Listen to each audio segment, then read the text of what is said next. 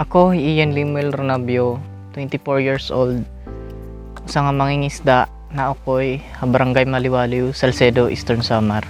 Itamon pakabuhi, sing panira, weather lang. Usahay nakakadakop, usahay waray. Usa namon nga problema iton sinisir nga climate change.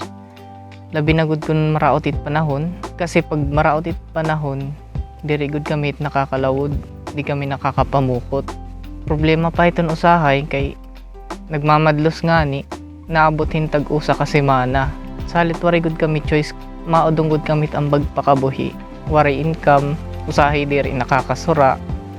Maupay nala kay may dainabot haamon nga proyekto ang seaweed workshop. Tinutduha amon kung naano ang pag-process dried seaweeds, tapos lulutoon, pwede namon himuon nga seaweed noodles, pwede liwat himuon nga seaweed chips.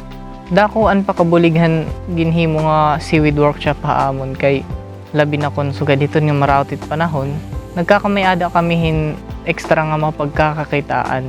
Masayang lang ang paghimuhan seaweed chips, seaweed noodles. Ipapakita ko yan na iyo kung naano ang paghimo han seaweed chips. Una, ibabad ang dried seaweeds mga 10 to 12 hours. Katapos mahibabad, i-drain. Pagka-drain, kailangan chap-chapon.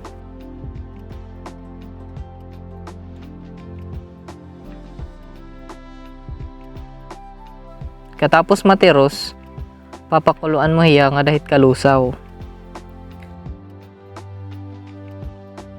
Kalusawan seaweed, igbutang nga sara para mapilter ang mga bugos-bugos nga mga seaweed. Pag andam liwat hinlain nga burubtangan. Pagsasara kuton ang mga dried ingredients, an arena, ngayon asin. An iya measurement, kada tulo ka cup nga arena, usa ka cup iton seaweed puree, tapos 1 teaspoon nga salt or asin. Pagsasara lakuton iton nga tulo nga ingredients, mamasahon. Katapos kamasa, pwede mo na iig kada iton noodle maker.